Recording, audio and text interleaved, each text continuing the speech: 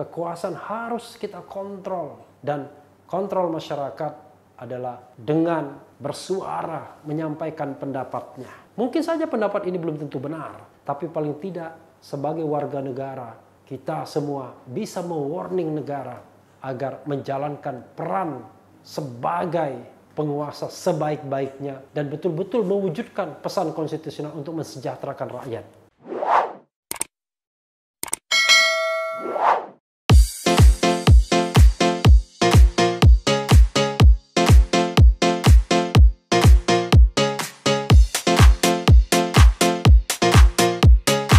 Assalamualaikum warahmatullahi wabarakatuh, Sobat RH sekalian. Jumpa lagi di channel yang keren ini, keren cadas. Program kali ini adalah jalur. Sudah lama kita tidak di jalan lurus. Seperti fenomena negara kita, banyak sekali hal-hal yang membuat kita tidak bisa berada di jalan yang lurus, di jalan yang lempeng. Masalah BPJS yang naik lah, masalah RUU Minerba yang menjadi undang-undang yang diperkirakan ditunggangi oleh kelompok kepentingan, terutama penambang-penambang kelas berat, ya, the big seven or the big eight, ya. Kemudian juga masalah Harun Masiku yang kabar konon katanya sudah meninggal, ya. Lalu kemudian soal terakhir ini yang ingin saya bahas, yaitu akhirnya Perpu 1 2020 disetujui dalam rapat paripurna DPR tanggal 12 Mei yang lalu. 12 Mei itu adalah ketika korban mahasiswa jatuh pada tanggal 12 Mei 1998. Mereka adalah mahasiswa-mahasiswa pahlawan reformasi. Tapi rupanya pada tanggal yang sama pula DPR mengesahkan atau menyetujui dua undang-undang yang bisa kita katakan undang-undang yang tidak berpihak kepada rakyat. Undang-undang yang tidak berpihak pada hati nurani. Pertama adalah rancangan undang-undang Minerba yang diperkirakan lebih banyak mengentertain pengusaha-pengusaha besar agar bisa mampu terus menguasai tambang-tambang besar.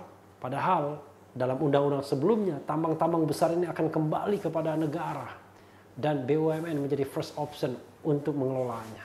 Nah, yang ingin saya bahas dalam jalan lurus ini adalah mengenai Perpu yang sudah berkali-kali dibahas dalam beberapa kesempatan sesungguhnya. Tapi terpaksa harus dibahas kembali karena rupanya DPR membiarkan dirinya dilucuti kekuasaannya atau kewenangannya oleh eksekutif. Coba bayangkan, hak budgetnya dilucuti, hak legislasinya untuk menghasilkan APBN dilucuti. Karena Perpu ini sudah menjamin skema keuangan sampai 2022. Dan tidak hanya dalam rangka penanganan COVID-19 saja, tapi Perpu ini juga mengatur soal lain dengan kata-kata dan atau untuk stabilisasi ekonomi, finansial, keuangan. Nanti dilihat judul Perpunya panjang, saya tidak pernah hafal judul Perpunya. Tapi yang jelas Perpu ini tidak hanya mengadres soal COVID-19.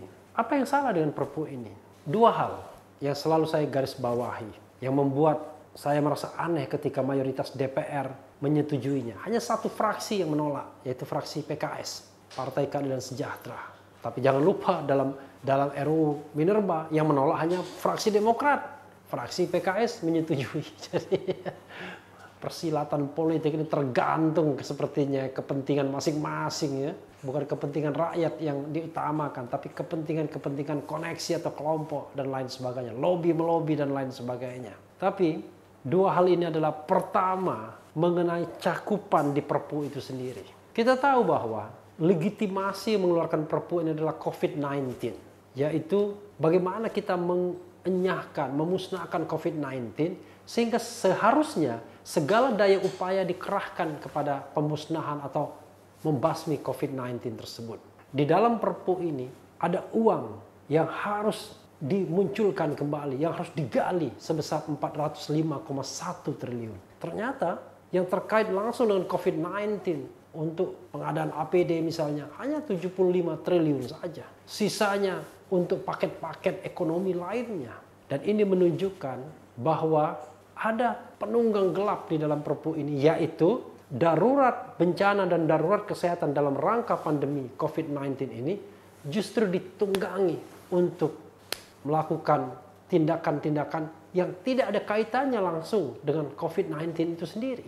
Sebagai contoh misalnya, bisa jadi tindakan-tindakan ekonomi yang dilakukan semacam misalnya bagaimana menyehatkan perbankan tertentu misalnya yang sebenarnya sudah sakit sebelum ada COVID-19 ini bisa masuk dalam rangka seolah-olah economic recovery atau perbaikan atau restrukturisasi dalam rangka COVID-19. Padahal mungkin sudah sakit sebelumnya. Yang gawat kalau seandainya misalnya ada bank yang dirampok misalnya oleh pemiliknya, lalu kemudian setelah uangnya dikuras, diserahkan uang atau bank yang bodong tersebut kepada negara agar direstrukturisasi atau di bailout. Dan masuk dalam skema yang 405,1 triliun tersebut. Jadi dari sisi hukum tata negara, saya tidak mau aspek ekonominya karena it is not my expertise. Dari aspek ketatanegaranya, materi undang-undang cakupannya, Perpu ini jelas menurut saya agak menyalahi. Kenapa? Karena secara kasat mata menunggangi COVID-19 untuk agenda-agenda ekonomi lainnya. Itu satu. Yang kedua, substansi Perpu yang sudah berkali-kali dibahas sesungguhnya, yang membuat saya merasa heran. Kenapa DPR sebagai wakil rakyat kita tidak bersuara ketika kekuasaannya dihilangkan, di take over oleh eksekutif, dikudeta oleh eksekutif, diam saja. Jadi tidak perlu lagi nanti bicara mengenai APBN 2001 atau 2002 karena semuanya masuk dalam paket Perpu. Semuanya masuk di dalam kewenangan cek kosong yang diberikan Perpu tersebut kepada eksekutif. Jadi hak budget dan hak legislasi DPR itu menjadi tumpul, menjadi macan ompong untuk menentukan misalnya prioritas-prioritas atau anggaran-anggaran untuk kesejahteraan rakyat. Padahal kita tahu bahwa hak budget itu adalah hak DPR yang paling utama.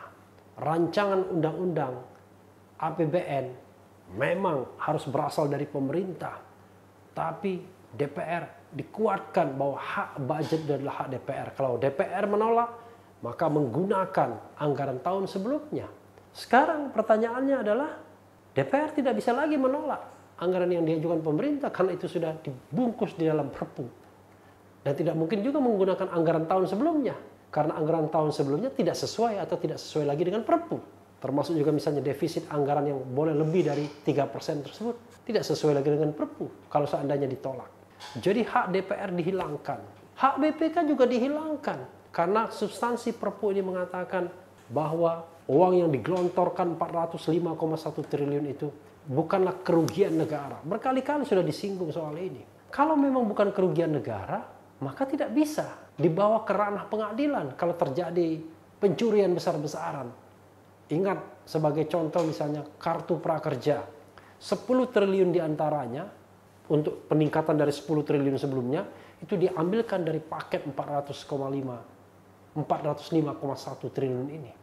Dan kemudian memunculkan spekulasi karena 5,6 triliun digunakan untuk belajar online. Untuk penyediaan konten-konten bagi 8 perusahaan, bagi 8 startup. Jadi semacam proyek bancakan. Makanya 5,6 triliun ada yang mengatakan begal digital, bukan begal pinggir jalan. Tetapi DPR tetap bergeming. Mereka tetap menyetujui undang-undang ini. Jadi ketika dikatakan bukan kerugian negara, wah, semua penegak hukum bisa hopeless karena akan menghadapi tembok defense bahwa ini bukan kerugian negara. Pasti oleh lawyer-lawyer yang akan membela mereka-mereka yang sudah mencuri uang negara ini mungkin. Kita akan lihat. Padahal kita tahu bahwa dengan hukum normal saja susahnya minta ampun menyeret para koruptor itu. Apalagi kemudian ada perlindungan di undang-undang itu. Apalagi dikatakan tidak boleh dituntut secara perdata dan pidana mereka yang beritikat baik dan mengikuti peraturan perundang-undangan. Ya sudah pasti. Dalam istilah saya, nenek-nenek juga tahu. Tapi kenapa harus dimasukkan di dalam Perpu tersebut? Mungkin dalam rangka perlindungan, karena yang dilindungi adalah pemerintah, anggota KKSK, di situ ada Kementerian Keuangan, ada OJK, dan pihak-pihak lainnya yang memiliki kewenangan dalam rangka menggelontorkan uang 405,1 triliun ini. Kita berharap memang uang ini tidak bocor kemana-mana. Uang ini memang betul-betul digunakan untuk kesejahteraan masyarakat. Walaupun ekonom berdebat. Apakah betul kita membutuhkan utang baru? Kita membutuhkan uang baru? Membutuhkan suntikan baru? Apakah tidak lebih baik kita merelokasi anggaran-anggaran yang ada sebelumnya? Manfaatkan sisa anggaran tahun sebelumnya. Kita tunda proyek-proyek infrastruktur, proyek ibu kota baru. Lalu kemudian kita minta relaksasi hutang sehingga semuanya bisa kita handle dalam rangka penanganan COVID-19 ini. Tidak perlu kemudian kita menciptakan uang baru atau mencetak uang baru atau menerbitkan surat utang baru. Tapi tentu ini adalah soal ekonomi yang saya sendiri bukan ahlinya. Saya hanya mendengarkan pemaparan dari Rizal Ramli ketika dicecar di channel ini.